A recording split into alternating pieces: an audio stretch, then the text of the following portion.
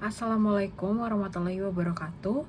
Kami dari kelompok 7 yang beranggotakan Nadila Zahra Arikinanti dengan NIM akhiran 241 dan saya sendiri Mercy V. Gabriela dengan NIM akhiran 263 akan mempresentasikan anggaran tenaga kerja. Yang pertama adalah pengertian anggaran tenaga kerja. Anggaran tenaga kerja merencanakan berapa jumlah tenaga kerja yang akan dibayarkan dalam bentuk gaji. Perencanaan tenaga kerja pun pada dasarnya melibatkan berbagai aspek sehingga perusahaan perlu memperhitungkan anggaran secara komprehensif. Terdapat beberapa hal dan aspek yang perlu perusahaan pertimbangkan. Yang pertama, kebutuhan atau keperluan bagi para pekerja. Yang kedua, pencarian pekerja. Yang ketiga, pembimbingan untuk para pekerja. Yang keempat, melakukan spesifikasi dan evaluasi kerja di setiap divisi para pekerja. Yang kelima, gaji yang wajib diberikan sebagai perolehan bagi pekerja. Dan yang keenam adalah melakukan pemeriksaan kepada tenaga kerja. Selanjutnya adalah manfaat anggaran tenaga kerja. Penyusunan anggaran tenaga kerja yang baik akan memberikan manfaat bagi perusahaan antara lain yang pertama, penggunaan tenaga kerja yang menjadi lebih efektif. Yang kedua, pengeluaran atau biaya tenaga kerja yang dapat diatur lebih efisien. Yang ketiga, harga pokok barang dapat dihitung dengan cepat. Dan yang terakhir, sebagai alat pengawasan biaya tenaga kerja. Selanjutnya adalah fungsi perencanaan dan pengendalian tenaga kerja langsung. Anggaran tenaga kerja dalam perencanaan pengendaliannya meliputi prosedur dan rencana organisasi perusahaan yang mengatur catatan biaya dan pengamanan harta perusahaan. Fungsi dari kegiatan perencanaan dan pengendalian anggaran perusahaan ini adalah untuk mengetahui bagaimana posisi perusahaan terhadap posisi yang direncanakan dalam segi keuangan dan pembiayaannya. Beberapa unsur karakteristik dari efektivitas sistem pengendalian penganggaran terdiri atas akurat, tepat waktu, komprehensif dan objektif, realistis secara organisasi, pengendalian yang strategis, terkoordinir seturut dengan aliran kerja, fleksibel, dapat diterima oleh seluruh anggota organisasi, serta preskriptif dan operasional. Selanjutnya, untuk keefektifan anggaran dapat dicapai melalui penyusunan anggaran yang secara adil melalui usulan anggaran dan perubahan anggaran menurut sistem bottom up dari manajer tingkat bawah hingga pimpinan dengan alasan-alasan tertentu. Selanjutnya adalah jenis-jenis anggaran tenaga kerja. Jenis-jenis anggaran tenaga kerja terbagi atas dua, yaitu anggaran tenaga kerja langsung dan anggaran tenaga kerja tidak langsung. Anggaran tenaga kerja langsung adalah anggaran tenaga kerja yang secara langsung berperan dalam proses produksi.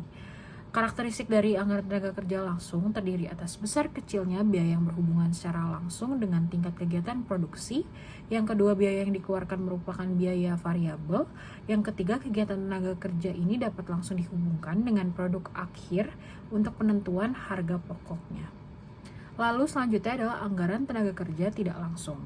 Anggaran tenaga kerja tidak langsung adalah anggaran tenaga kerja yang secara tidak langsung berperan dalam proses produksi dan biayanya biasanya dikaitkan pada biaya overhead pabrik. Karakteristik dari anggaran tenaga kerja tidak langsung terdiri atas besar kecilnya biaya yang tidak berhubungan secara langsung dengan tingkat kegiatan produksi.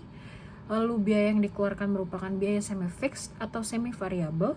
Lalu yang terakhir adalah tempat kerja yang tidak harus selalu di dalam pabrik, tapi juga dapat di luar pabrik. Selanjutnya adalah faktor-faktor yang perlu dipertimbangkan dalam perencanaan tenaga kerja. Terdapat 3 faktor yang perlu dipertimbangkan. Yang pertama adalah faktor anggaran unit yang harus diproduksi, khususnya rencana tentang jenis atau kualitas barang tersebut. Yang kedua, standar waktu yang digunakan dapat didasarkan atas dasar historis dan atas dasar penelitian khusus yang disebut studi gerak dan waktu. Lalu faktor yang ketiga adalah sistem pengupahan atau sistem pembayaran upah yang bisa didasarkan atas waktu, output, dan insentif. Selanjutnya adalah informasi yang harus tercantum dalam anggaran biaya tenaga kerja langsung. Terdapat beberapa informasi yang harus tercantum. Yang pertama adalah jumlah barang yang diproduksi. Yang kedua, standar jam buruh langsung yang diperlukan untuk pembuatan produk jadi. Yang ketiga adalah tingkat upah rata-rata pekerja buruh langsung. Lalu selanjutnya adalah jenis barang yang dihasilkan perusahaan. Dan yang kelima dan yang terakhir adalah waktu produksi barang yang dihitung berdasarkan bulanan atau kuartal. Selanjutnya adalah sistem upah dan perencanaan tingkat upah. Upah adalah hak seorang karyawan untuk menerima suatu uang sebagai bentuk kompensasi dari perusahaan sebagai pemberi kerja bagi seorang karyawan atau pekerja yang dipekerjakan serta dibayarkan sesuai dengan suatu kontrak kerja. Selanjutnya, terdapat 4 faktor perencanaan sistem upah dalam perusahaan yang terbagi atas. Yang pertama adalah faktor yang berdasarkan lamanya kerja. Sistem upah ini didasarkan oleh waktu dengan pembayaran upah yang berdasarkan anggapan di waktu tertentu. Lalu yang kedua adalah faktor yang berdasarkan lamanya dinas. Sistem upah ini didasarkan oleh perhitungan lama masa kerja karyawan di sebuah perusahaan. Lalu yang ketiga adalah faktor berdasarkan kebutuhan. Sistem upah ini cenderung melakukan adaptasi dengan jumlah karyawan yang dipekerjakan sesuai dengan kebutuhan perusahaan. Lalu yang terakhir, yang keempat, adalah faktor yang berdasarkan banyaknya produk. Sistem upah ini berdasarkan oleh bagaimana kemampuan karyawan dalam berpartisipasi untuk meningkatkan kemampuan kerjanya dalam memaksimalkan produktivitas kerjanya. Selanjutnya akan dipaparkan oleh rekan saya. Baik, selanjutnya adalah standar pemakaian jam tenaga kerja langsung. Standar pemakaian jam kerja langsung adalah jumlah jam kerja yang dibutuhkan untuk menyelesaikan satu unit produk. Standar JKL biasanya dapat diketahui melalui yang pertama adalah observasi. Dilakukan dengan cara menghitung produk yang dihasilkan pada satu periode. Yang kedua adalah data historis. Dengan mengetahui data produksi dan jam kerja yang digunakan pada satu periode, dapat dijadikan sebagai standar untuk waktu di masa yang akan datang. Yang ketiga adalah mengikuti standar yang digunakan oleh perusahaan yang sejenis. Yang terakhir adalah mengikuti standar yang telah ditetapkan oleh industri. Selanjutnya, terdapat metode yang digunakan dalam menyusun anggaran dengan standar pemakaian jam tenaga kerja langsung, yaitu dengan cara mengkalikan anggaran produksi dengan standar jam tenaga kerja langsung. Baik, selanjutnya adalah studi kasus. Pada tahun 2020, MN Crop merancang susunan kegiatan pembuatan suatu produk yang tertulis di bawah ini. Pada triwulan 1 sebanyak 1.500 produk, triwulan 2 sebanyak 1.600 produk, triwulan 3 sebanyak 1.700 produk, dan triwulan keempat sebanyak 1.800 produk. Dalam proses manufaktur bahan mentah hingga menjadi produk jadi, membutuhkan 2 langkah, yaitu proses produksi campuran dan proses produksi akhir atau finishing dengan waktu masing-masing 4 JKL dan 5 JKL atau jam kerja langsung. Pada tahap produksi campuran, dikenakan tarif upah sebesar Rp800 dan pada tahap akhir atau finishing dikenakan tarif upah sebesar Rp950. Untuk instruksi penyelesaian dari studi kasus ini adalah dengan membuat anggaran TKL tahun 2020 atas anggaran JKL dan anggaran TKL.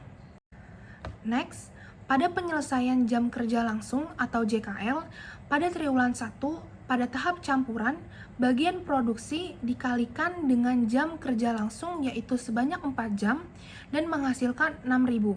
Sedangkan pada tahap akhir atau finishing, bagian produksi dikalikan dengan 5 jam kerja langsung atau JKL dan menghasilkan 7.500.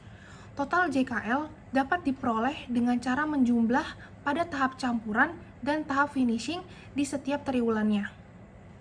Sama seperti sebelumnya, pada triwulan 2, 3, dan 4, pada tahap campuran, bagian produksi dikalikan dengan 4 jam kerja langsung atau JKL, dan sedangkan pada tahap finishing, bagian produksi dikalikan dengan 5 JKL.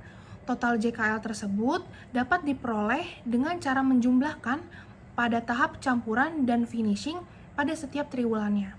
Setelah melakukan pengkalian di setiap tahap, pada akhir bagian dilakukan penjumlahan secara keseluruhan dengan menghasilkan produksi sebanyak 6.600 produk, tahap campuran 26.400 produk, finishing 33.000, dan total JKL menghasilkan 59.400. Selanjutnya, untuk tahap campuran yang menghasilkan total sebesar 26.400 akan dikalikan oleh tarif upah campuran sebesar Rp800 dan menghasilkan sebesar Rp21.120.000. Sedangkan untuk tahap finishing atau tahap akhir ini menghasilkan total sebesar 33.000 yang dikalikan dengan tarif upah finishing sebesar Rp950 dan menghasilkan sebesar Rp31.350.000. Dari hasil kedua tahap tersebut, yang sudah dikalikan dengan tarif masing-masing, kita dapat jumlahkan dan menghasilkan total sebesar Rp52.470.000. Next, yang terakhir adalah kesimpulan. Anggaran tenaga kerja merupakan rencana anggaran mengenai berapa jumlah tenaga kerja yang akan dibayarkan dalam bentuk gaji. Dalam penyusunan anggaran tenaga kerja, perusahaan membagi menjadi dua klasifikasi jenis yang terdiri atas tenaga kerja langsung dan tenaga kerja tidak langsung. Anggaran tenaga kerja langsung ialah suatu anggaran yang direncanakan secara detail mengenai gaji yang akan diberikan oleh perusahaan kepada pekerjanya secara langsung pada masa yang akan mendatang. Sedangkan anggaran tenaga kerja tidak langsung adalah pekerja yang tidak memberikan kontribusinya secara langsung di pabrik pada pembuatan suatu produk. Dalam pelaksanaannya, penganggaran tenaga kerja menggunakan satuan perhitungan yang didasarkan pada jam direct labor hours atau DHL dan direct labor cost. Cara mudah dalam menemukan rata-rata gaji per jam kerja langsung dapat melalui pembagian jumlah uang yang digunakan dalam kerja langsung dengan jumlah jam kerja langsung yang dibutuhkan. Sekian dari kelompok kami, kurang lebihnya mohon maaf. Wassalamualaikum warahmatullahi wabarakatuh.